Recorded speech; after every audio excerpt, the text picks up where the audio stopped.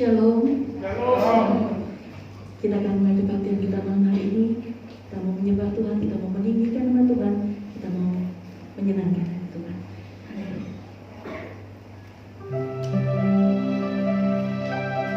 Ya Tuhan, kami mau datang di hadapan-Mu Bapa. Kami mau memberikan yang terbaik untuk Tuhan.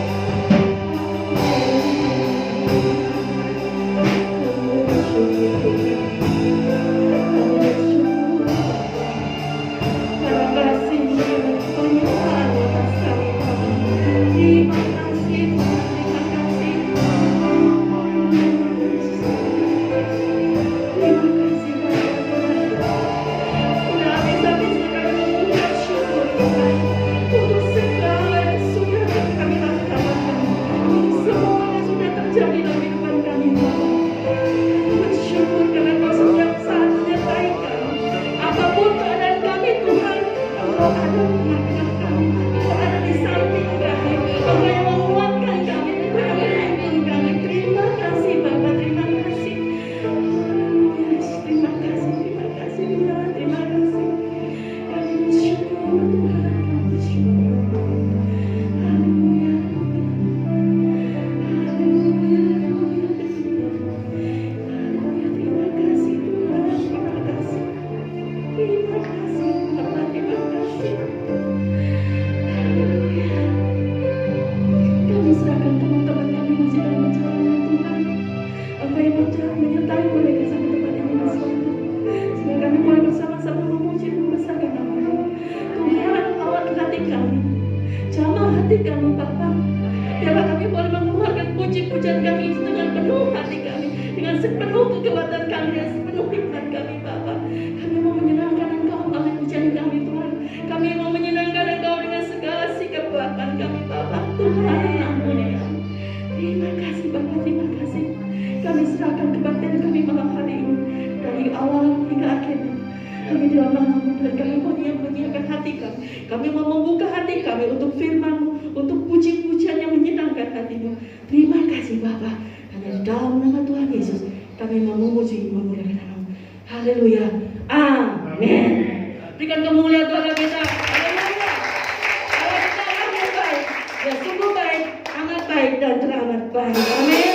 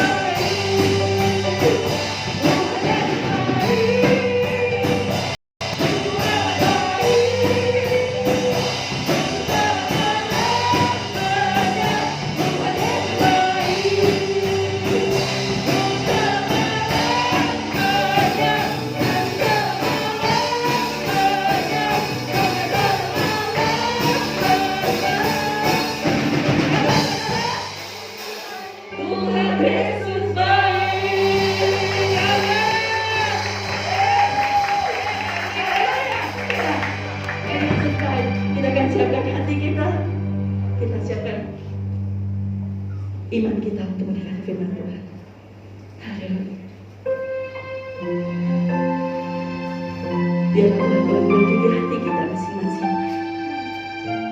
Sudahkah kita mengasihi Dia dengan sepenuh hati?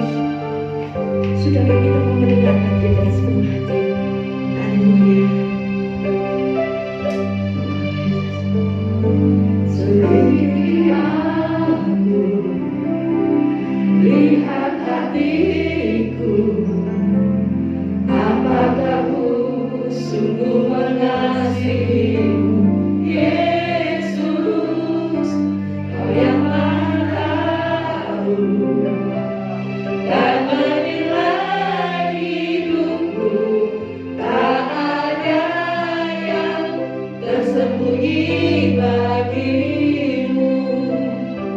Selidiki aku, lihat hatiku, apakah ku sungguh mengasihimu, Yesus, Kau yang Maha Tahu dan menilai hidupku, tak ada yang tersembunyi bagimu.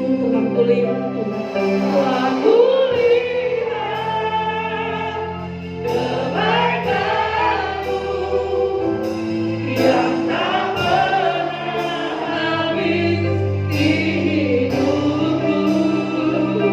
Ku berjuang sampai akhirnya, Kau dapati aku tetap setia.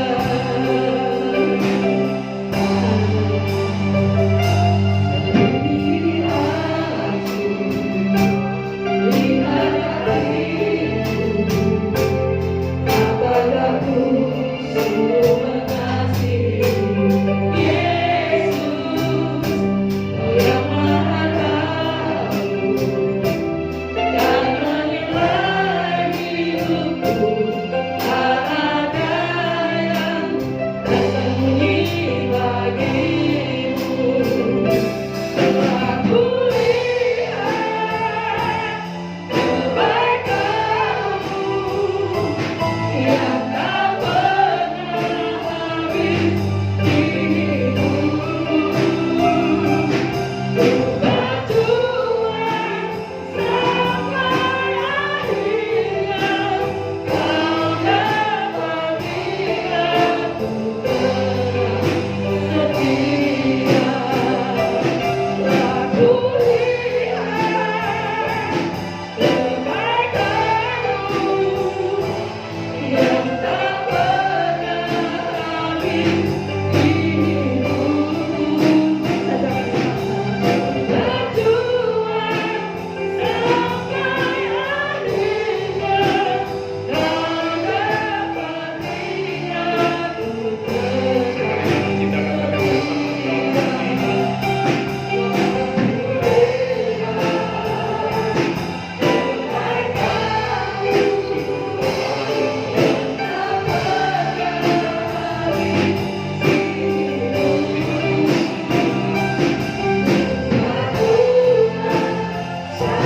dapati aku yang didapati setia sampai akhir kehidupan kami. Karena itu kami mau sama-sama berjuang di dalam menjalani kehidupan ini. Apapun yang terjadi, biarlah iman percaya kami tetap teguh di dalam Tuhan Yesus Kristus. Kami boleh tetap mengasihi Tuhan, kami boleh tetap setia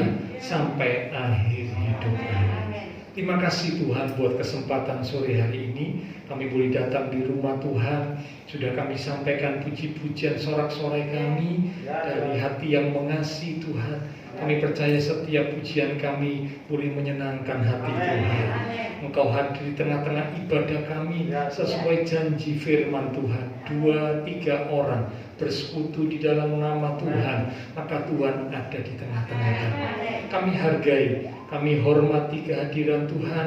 Kami membuka hati kami lebih lagi, bahkan mengambil sikap seperti Maria, duduk diam di bawah kaki Tuhan dengan penuh kesungguhan untuk menerima firman kebenaran. Karena itu mari urapi setiap kami, ya Roh Kudus. Lembutkan hati kami, beri kami hati seorang hamba, telinga seorang murid, hati yang haus, hati yang rindu akan firman Tuhan, sehingga ketika benih firman ditaburkan, sungguh boleh tertanam, berakar, bertumbuh dan berbuah di dalam kehidupan kami.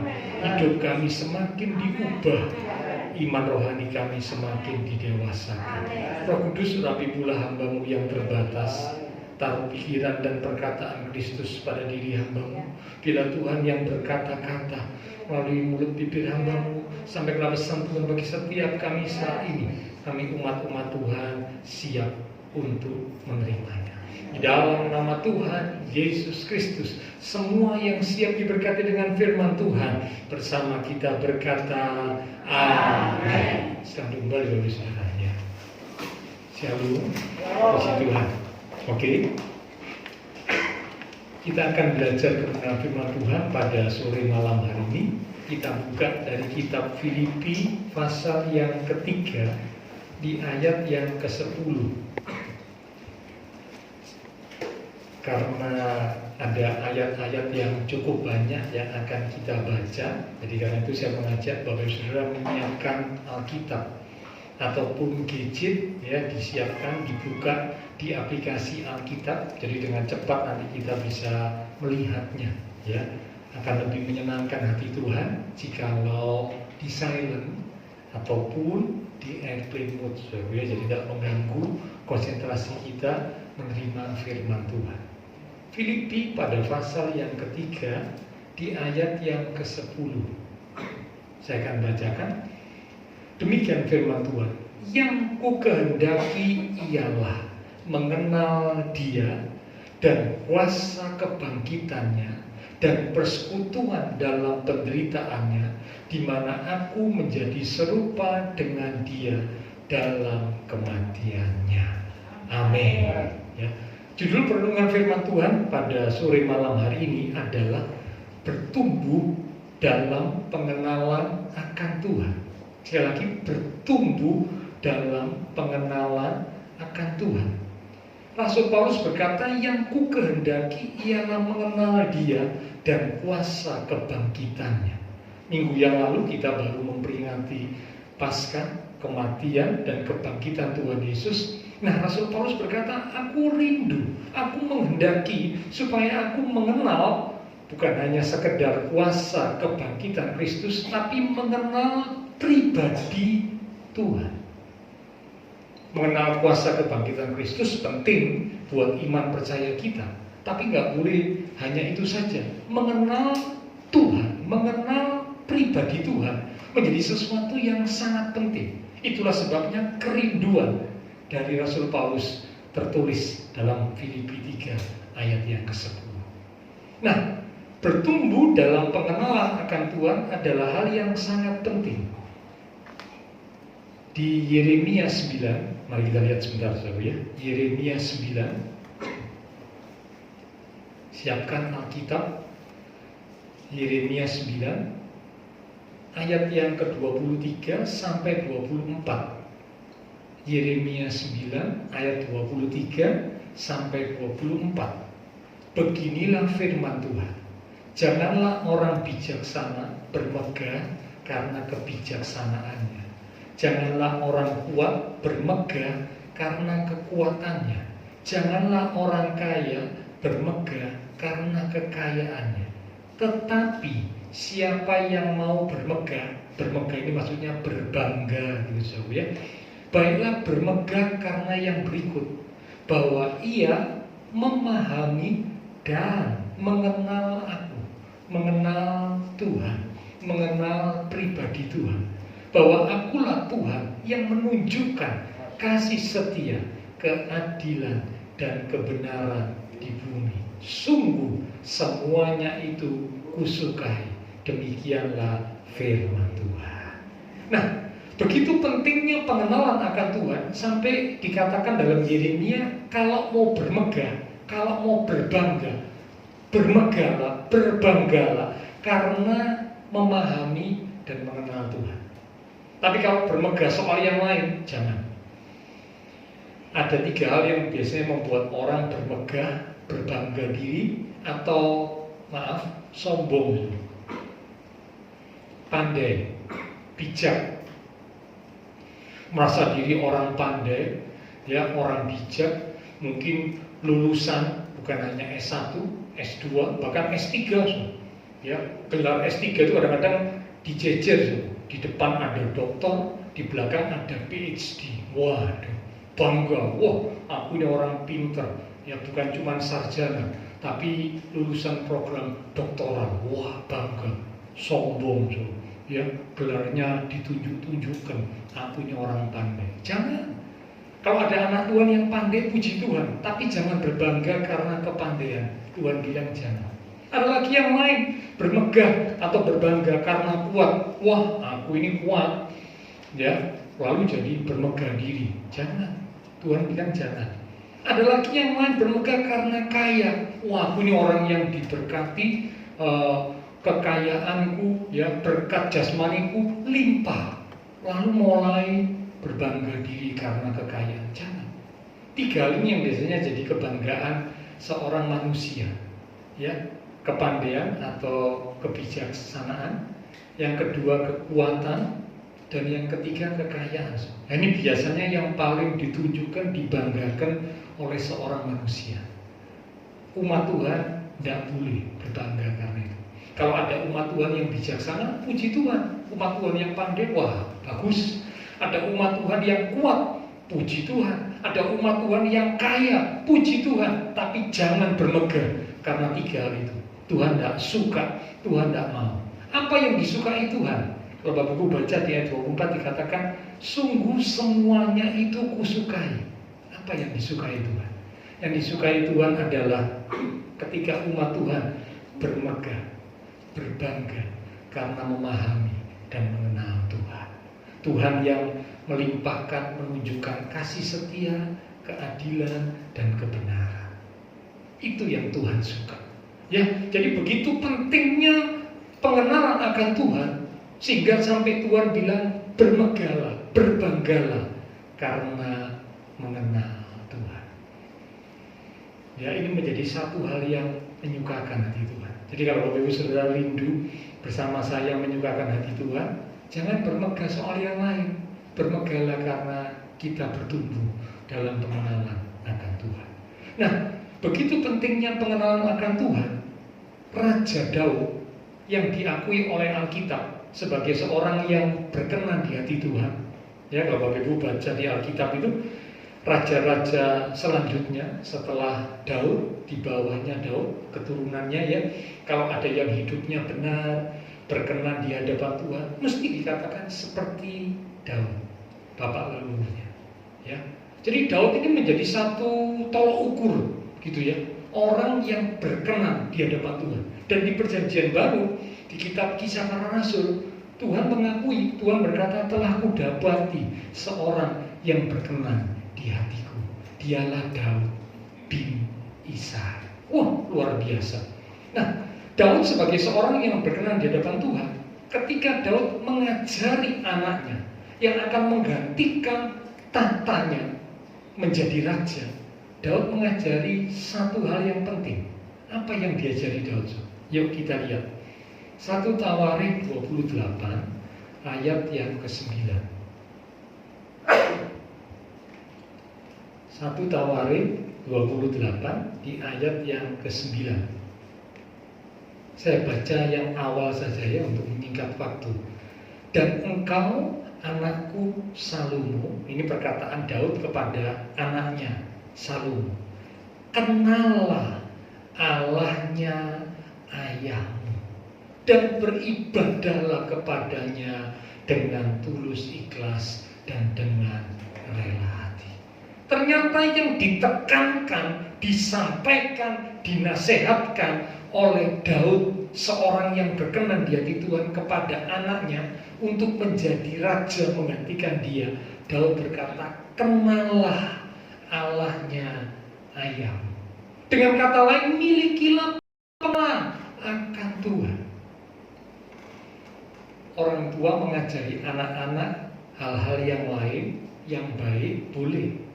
Contoh, anak diajari norma sopan santun.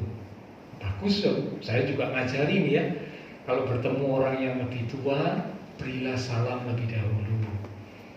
Ya, karena kan itu adat timur kan seperti itu. Kalau bertemu orang lebih tua, jangan sampai cuek, apalagi kenal, disapa, siang om, siang tante. Nah, kira-kira begitu ya. Sore om, sore tante. Norma kesopanan diajarkan, boleh, bagus ya. Ada lagi yang lain, orang tua ngajari anaknya kerja, oh bagus. Saya dan istri saya juga ngajari anak-anak belajar kerja, supaya tahu ya kerja itu seperti apa. Kita ngajari, bagus, tidak salah. Apalagi kalau orang tua punya perusahaan, ya anaknya diajari kerja, belajar kerja di perusahaannya supaya ngerti itu kerja di perusahaan papanya itu seperti apa. Bagus, tidak salah, boleh. Daripada anak main game terus, anak nonton TV, sinetron, dan yang lain-lain, lebih baik belajar kerja. Orang tua ngajari kerja, bagus, tidak salah. Tetapi yang jauh lebih penting daripada ngajari norma kesopanan, daripada ngajari pekerjaan, yang jauh lebih penting, ngajari tentang pengenalan akan Tuhan. Ini yang seringkali dilupakan oleh orang tua. Orang tua ngajari kesopanan, orang tua ngajari kerja, bagus. Saya bukan bilang itu jelek, tidak, bagus. Tapi ada yang jauh lebih penting yang tidak boleh dilewatkan juga, ialah bertumbuh. Ngajari anak supaya bertumbuh dalam pengenalan akan Tuhan. Para orang tua sudah lakukan atau belum? Kalau belum, kita belajar dari Daud, seorang yang berkenan di hati Tuhan. Kenallah Allahnya ayahmu. Jadi ini menunjukkan pengenalan akan Tuhan sesuatu yang sangat penting. Bertumbuh dalam pengenalan akan Tuhan, itu kerinduan Tuhan, menyenangkan hati Tuhan. Nah, orang yang tidak mengenal Tuhan, maaf, ada satu ayat yang cukup keras, ya. Saya akan bacakan, tapi saya bacakan dengan nada yang datar, ya. Kalau nadanya saya pakai penekanan nanti gak enak. Saya baca dengan nada yang datar. Yeremia 4 Yeremia 4 ayat yang ke-22. Yuk kita lihat. Ini apa kata Tuhan tentang orang yang tidak memiliki pengenalan akan Tuhan. Ini kalau bassnya bisa dikecilin sedikit, treble-nya ditambah sedikit supaya suara saya lebih jelas karena pakai masker. Ya, terima kasih. Yeremia 4 ayat 22, demikian firman Tuhan. Sungguh bodohlah umatku itu. Mereka tidak mengenal aku. Mereka adalah anak-anak. Loh, anak-anak dia kita bagus sudah kan? Gak enak loh ya, sudah saya tidak lanjutkan. Jadi ternyata orang yang tidak memiliki pengenalan akan Tuhan, orang yang tidak bertumbuh dalam pengenalan akan Tuhan, maaf ya, ini saya cuma mengutip ya. Karena itu saya bacanya tadi kan kalimat datar. Sungguh bodohlah. Dikategorikan juga sebagai anak-anak yang TOLOL. Cilaka, kalau ada umat Tuhan yang tidak memiliki pengenalan akan Tuhan, tidak mau bertumbuh dalam pengenalan akan Tuhan, Tuhan kategorikan seperti ini. Ada yang mau disebut bodoh, wah tidak mau. Kalau ada orang yang sebut kita bodoh, mungkin kita bisa tersinggung dan sakit hati. Ya tidak ada yang mau disebut bodoh. tolol, tidak ada yang mau. Tetapi umat Tuhan yang tidak memiliki pengenalan akan Tuhan, yang tidak bertumbuh dalam pengenalan akan Tuhan, dikategorikan seperti itu, saudara. Nggak enak banget, saudara ya. Tapi ini firman Tuhan. Jadi ini menunjukkan bahwa pengenalan akan Tuhan itu sesuatu yang sangat penting. Pengenalan sendiri di dalam bahasa asli itu dipakai kata ginosko. Ya, nggak usah dipelajari, nggak usah dihafal. Ini cuma saya kasih informasi saja. Kata pengenalan atau mengenal itu dalam bahasa aslinya dipakai kata ginosko. Ginosko itu punya arti tidak ada jarak, sangat dekat, tidak ada yang ditutupi atau tersembunyi, semuanya dibukakan. Sekali lagi, ginosko yang dipakai untuk kata mengenal atau pengenalan itu punya arti tidak ada jarak, sangat dekat, tidak ada yang ditutupi atau tersembunyi, semuanya dibukakan. Jadi orang yang memiliki pengenalan akan Tuhan berarti dia punya hubungan yang sangat dekat antara dia dengan Tuhan. Tidak ada yang ditutupi, tidak ada yang disembunyikan. Karena dekat satu dengan yang lain terbuka. Sama kalau suami istri dekat, mengenal satu dengan yang lain dengan cukup baik, maka suami istri itu harus saling terbuka. Kalau suami istri tidak saling terbuka, tidak akan bisa mengenal satu dengan yang lain dengan baik. Betul Bapak Ibu? Iya kan? Kalau suami istri terbuka, suami terbuka dengan istri, istri terbuka dengan suami, bagus. Mereka akan bertumbuh dalam pengenalan satu dengan yang lain. Tapi kalau tidak mau saling terbuka, tertutup, repot. Tidak mengenal dengan baik. Suami tidak mengenal dengan baik istrinya, istri tidak mengenal dengan baik suaminya. Nah ini bahaya. Dengan suami atau istrinya tidak memiliki pengenalan yang baik. Nanti ditakutkan sekarang ini zamannya sedikit-sedikit itu selingkuh. Wah sekarang ini selingkuh itu, saya kalau dengar orang selingkuh itu sekarang kok sering banget baru dengar berita ada yang selingkuh. Beberapa hari kemudian ada lagi orang yang lain selingkuh. Beberapa hari kemudian ada lagi yang lain selingkuh. Ya, entah itu yang sudah berkeluarga cukup lama, entah itu yang baru berkeluarga, entah yang itu masih membangun hubungan penjajakan. Ya, sudah tidak setia, sudah selingkuh. Wah, repot ini.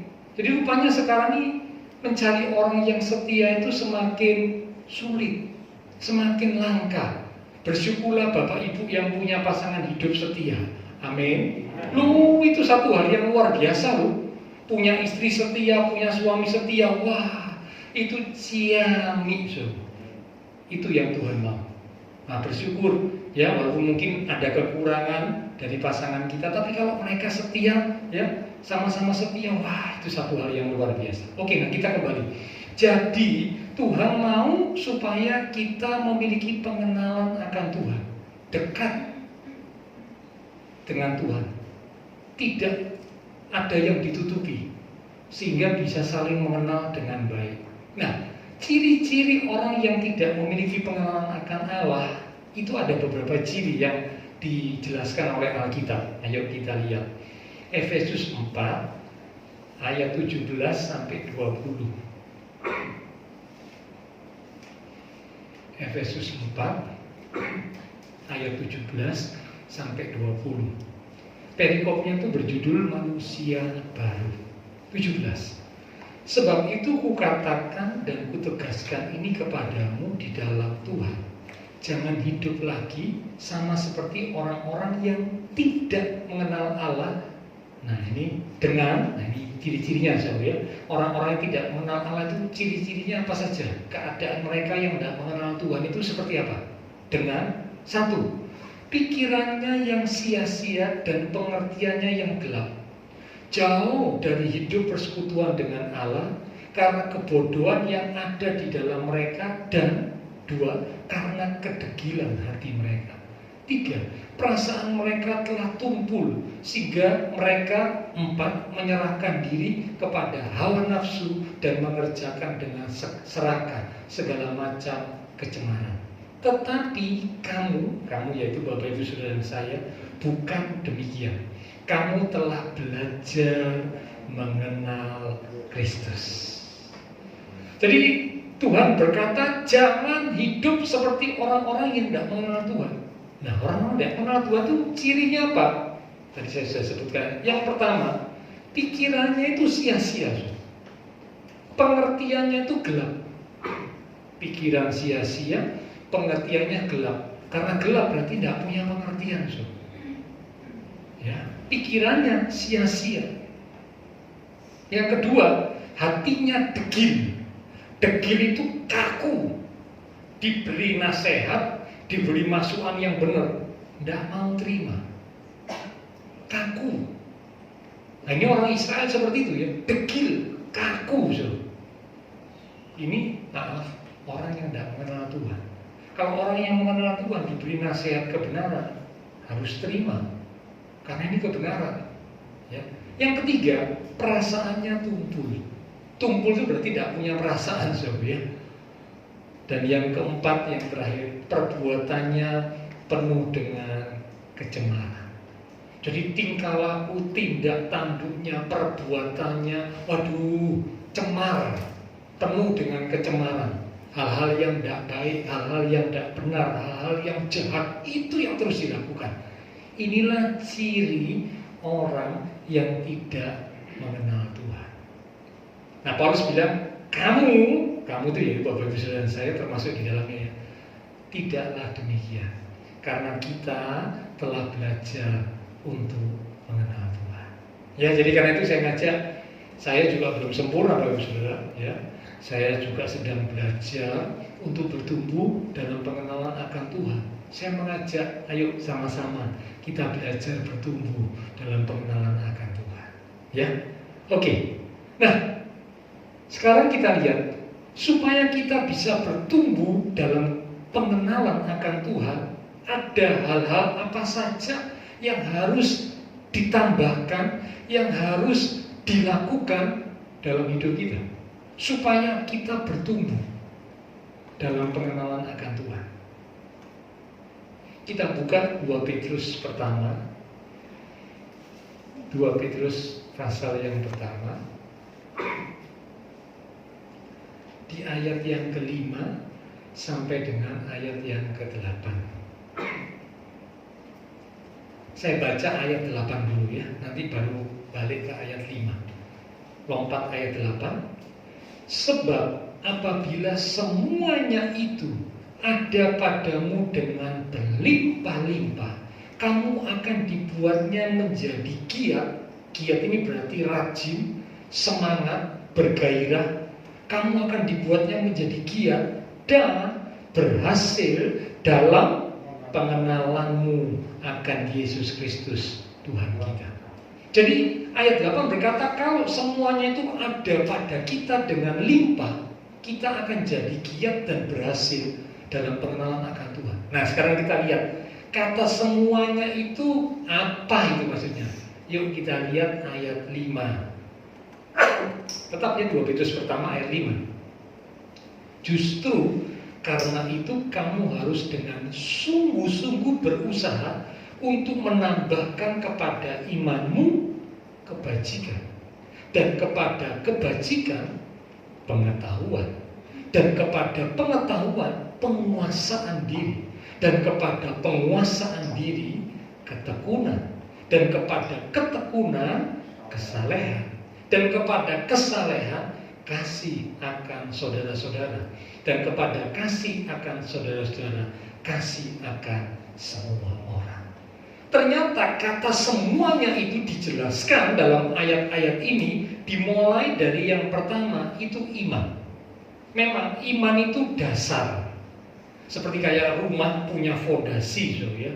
Itu dasarnya, fondasinya. Supaya rumah itu bisa tegak berdiri, fondasinya harus kuat. Kalau fondasi rumah tidak kuat, so, meskipun atasnya ini dibangun bagus, fondasinya tidak bagus, ya dalam hitungan mungkin bulan atau tahun retak dan roboh. Fondasi dasar yang penting supaya rumahnya tegak berdiri kuat. Nah, iman adalah dasar, landasan atau fondasi kekristenan. Itu iman. Karena itu ayat ini berkata, berusahalah untuk menambahkan kepada imanmu, iman ini yang pertama. Ya, saya percaya Bapak Saudara bersama-sama dengan saya kita disebut sebagai orang-orang beriman. Berarti pasti ya kita memiliki iman. Dibuktikan minggu yang lalu kita percaya kepada kematian dan kebangkitan Kristus buat kita. Ini iman, ya, dasar. Nah, setelah punya iman, sekarang tidak boleh mandek sampai di situ, tidak boleh berhenti sampai di situ. Imannya harus ditambah. Ditambah dengan apa? Firman Tuhan berkata, imannya ditambah dengan kebajikan. Kebajikan itu perbuatan baik. Jadi kita selamat karena iman kepada Tuhan Yesus. Benar. Jangan sampai dibalik ya. Nanti kalau dibalik ada orang yang berkata begini, saya berbuat baik supaya selamat. Saya berbuat amal supaya selamat. Itu keliru. Di dalam kekristenan, dalam Alkitab tidak seperti itu. Kita diselamatkan itu karena iman kepada Tuhan Yesus. Maka Tuhan melimpahkan, Tuhan menganugerahkan keselamatan. Amin. Keselamatan bukan karena perbuatan baik ya. Nggak bisa, saudara berbuat baik bagaimanapun untuk selamat, nggak bisa.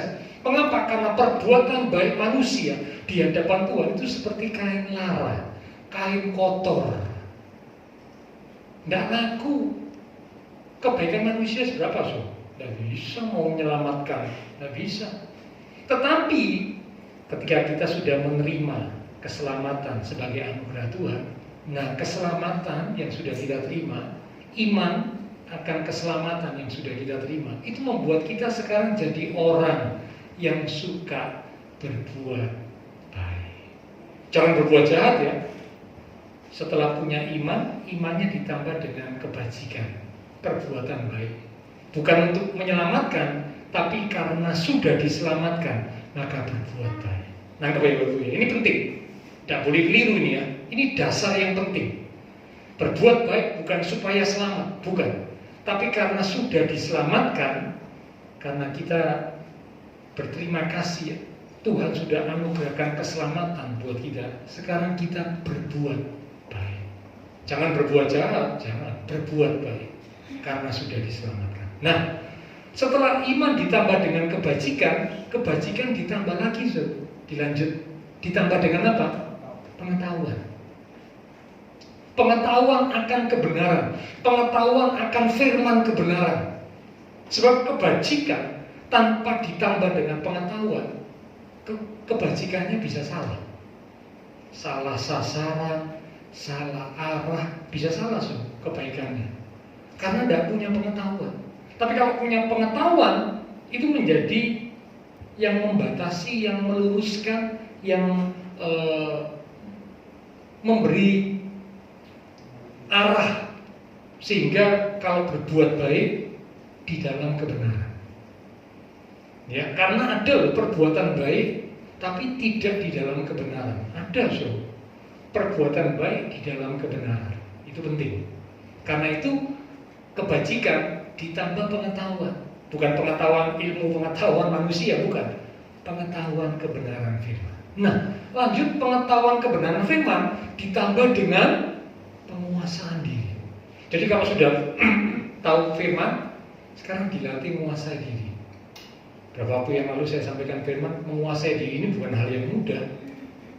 Ini perlu dilatih, perlu diperjuangkan, harus ada pengorbanan. Menguasai diri ini sulit, sulit. Orang yang bisa menguasai dirinya dikatakan Alkitab, dia lebih daripada orang yang merebut kota. Tapi orang yang tidak bisa mengendalikan dirinya dikatakan dia seperti kota yang sudah roboh temboknya. Kota yang sudah roboh temboknya itu berarti kotanya bisa dengan mudah diserang dan dihancurkan. Jadi kalau umat Tuhan tidak punya penguasaan diri, wah bahaya. Iblis bisa nyerang dan jatuhkan kita dengan gampang. Nah, pengetahuan firman ditambah dengan menguasai diri. Ini butuh latihan, butuh perjuangan. Saya pun belajar, ya, khususnya orang-orang yang biasanya mudah emosi, naik pitam, ini latihan menguasai diri ini, wah, sesuatu yang sangat perlu kita belajar sama-sama ya. Saya juga sedang belajar, tidak gampang tuh memang, tapi perlu belajar. Nah, setelah menguasai diri, kepada penguasaan diri ditambah dengan ketekunan, tekun, setia. Setelah setia ditambah lagi dengan kesalehan, kesucian. Kesucian ditambah lagi dengan apa? Dengan kasih. Jadi kalau saudara ikuti sini, wah, mulai dari iman, kebajikan, pengetahuan kebenaran, penguasaan diri, ketekunan, kesalehan, kasih. Kalau ini dikatakan tadi semuanya ini ada pada kita berlimpah-limpah, maka kita akan dibuat jadi giat dan berhasil dalam pengenalan akan Tuhan. Ya, jadi kalau mau bertumbuh lebih dan lebih lagi dalam pengenalan akan Tuhan, ya ini kuncinya, Saudara. Ya, saya tidak bicara panjang lebar. Bapak Ibu Saudara bisa kasih tanda nanti di rumah dibaca lagi.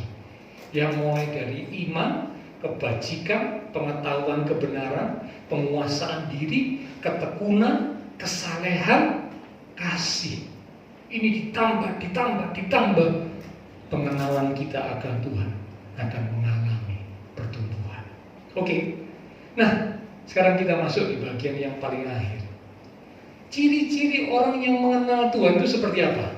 Keadaan atau ciri-ciri orang yang mengenal Tuhan itu seperti apa? Ada 4 ciri orang yang mengenal Tuhan. Keadaan atau ciri-ciri orang yang mengenal Tuhan itu ada 4 cirinya. Yang pertama, kita lihat Mazmur 9 ayat yang ke-10. Ini ciri pertama ya, orang yang memiliki pengenalan akan Tuhan. Mazmur 9 ayat 10. Di Alkitab buku itu ayat 11. Tapi kalau Alkitab elektronik ayat 10. Mazmur 9 ayat 10. Orang yang mengenal namamu atau mengenal Tuhan percaya kepadamu. Yang pertama, ciri orang yang mengenal Tuhan yang pertama itu percaya. Kalau ada anak Tuhan tidak sungguh-sungguh percaya, wah, itu tidak kenal Tuhan. Kalau mengenal siapa Tuhannya, dia akan percaya. Ini yang pertama. Yang kedua, Daniel 11 ayat 32 bagian B, bagian akhir. Daniel 11 ayat 32 bagian B. Dimulai kata tetapi. Tetapi umat yang mengenal Allahnya akan tetap kuat. Stop sampai sini. Ciri yang kedua, orang yang memiliki pengenalan akan Allah, dia akan kuat menghadapi situasi yang sulit, menghadapi tantangan, masalah, kesulitan, dia tetap kuat. Bukan karena dia hebat, bukan, tapi karena dia memiliki pengenalan akan Allah. Jadi kuat. Yang ketiga, ciri orang yang mengenal Allah yang ketiga, 1 Yohanes 2 ayat yang ketiga. 1 Yohanes 2 ayat yang ketiga, ya. Dan inilah tandanya bahwa kita mengenal Allah, yaitu jikalau kita menuruti perintah-perintahnya. Ciri yang ketiga, umat Tuhan yang mengenal Tuhannya, dia akan taat. Kalau ada umat Tuhan yang sering melawan firman Tuhan, memberontak terhadap firman Tuhan, itu menunjukkan tidak punya pengenalan akan Tuhan. Karena kalau yang punya pengenalan akan Tuhan, dia akan belajar taat. Yang keempat, yang terakhir, 1 Yohanes 4 ayat yang ke-8. 1 Yohanes 4 ayat yang ke-8. Barang siapa tidak mengasihi, ia tidak mengenal Allah, sebab Allah adalah kasih. Yang keempat, ciri orang yang mengenal Allah, hidup di dalam kasih. Lawannya kasih itu apa sih? Lawannya kasih itu benci, ya, memusuhi dan selanjutnya, ya, kira-kira seperti itu. Ya. Nah, orang yang hidup mengenal Allah, hidupnya kasih, dalam kasih. Dia merasakan kasih Kristus sudah dinyatakan dalam hidupnya, maka dia juga rindu untuk membagikan kasih kepada orang-orang yang ada di sekitarnya. Jangan ngomong kasih kepada orang-orang yang jauh-jauh, Sob, ya. Bagaimana mungkin bisa mengasihi kepada orang yang jauh-jauh, kepada orang yang sekitar yang dekat-dekat aja nggak bisa kasih? Tidak mungkin. Ngomongnya gini, aku mengasihi itu loh orang-orang yang di Afrika. Loh ya puji Tuhan. Kalau sudah mengasihi orang-orang di Afrika, puji Tuhan, itu bagus. Wah, Tuhan Yesus itu cinta segala bangsa. Bagus. Tapi saya tanya, bagaimana bisa mengasihi orang di Afrika kalau orang yang di sekitar kita dekat sama kita nggak bisa kasih? Impossible. Maaf ya, bohong. Alkitab berkata dusta. Padahal ada, itu saya lupa judulnya apa. Jangan ada dusta di antara kita, ya. Nah ini repot kalau umat Tuhan bilang, wah mengasihi tapi ada membenci, nggak bisa. Nah, tanda orang yang mengenal Allah, dia akan belajar hidup di dalam kasih. Jadi cirinya 4 itu. Ya saudara, sekali lagi jangan ngoreksi orang lain, ya. Jangan nilai orang lain, jangan. Sekarang yang kita nilai itu diri kita sendiri. Karena setiap pribadi itu punya urusan dengan Tuhan. Nah, sekarang yang kita nilai, kita ukur ini diri kita, ya. Yang pertama, percaya apa enggak? Kalau punya kepercayaan yang sungguh kepada Tuhan, wah, lolos. Ini ciri yang pertama. Yang kedua, kuat apa enggak? Hadapi masalah, kesulitan, kuat atau sudah mulai limbung? Nah ini, ya. Kalau orang mengenal Tuhan akan tetap kuat.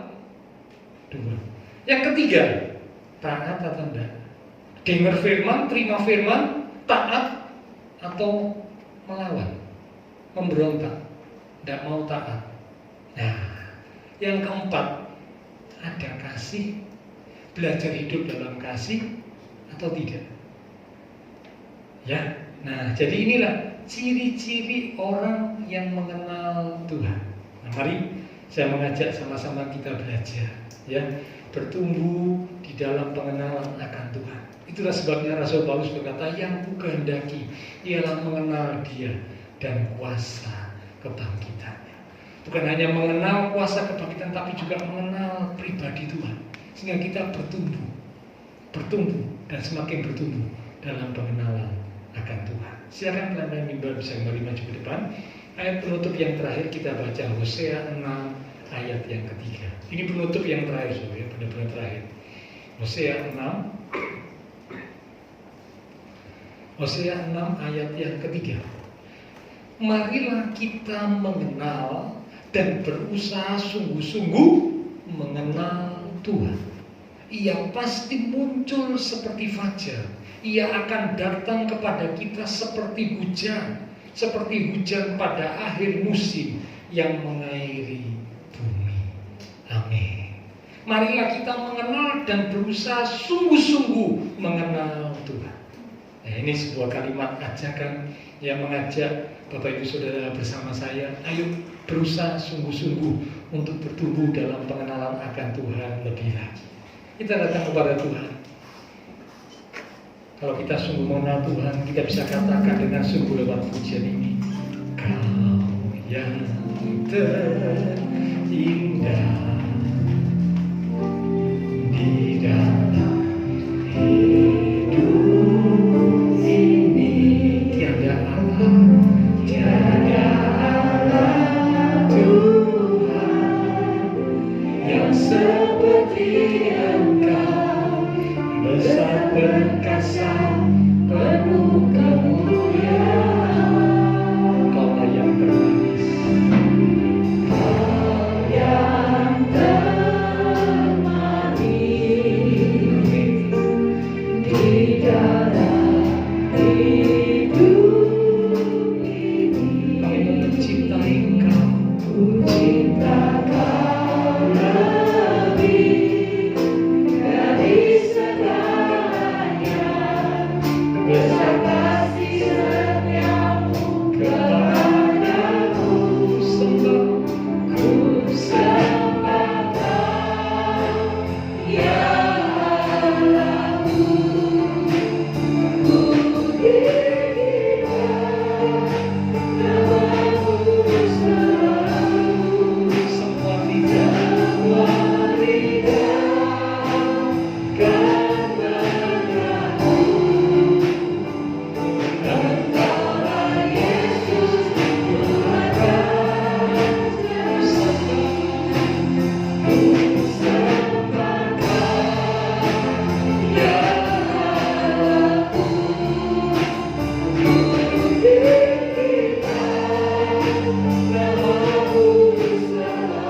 Semua duduk, semua duduk, kau bertemu, menyembah Yesus,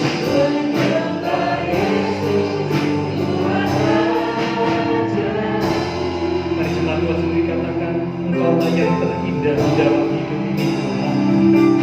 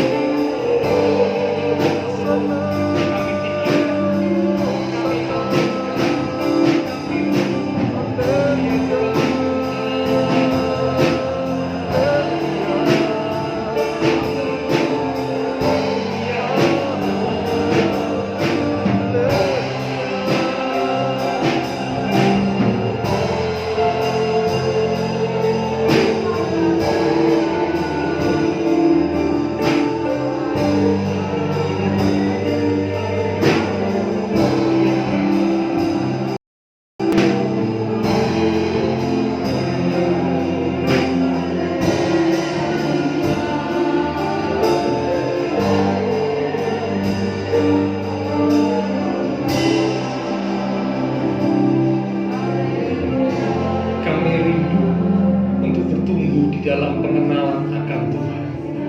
Sehingga kalau kami bertumbuh di dalam pengenalan akan Tuhan, kami akan sungguh merasakan betapa Tuhan yang kami sembah itu Allah yang sungguh baik.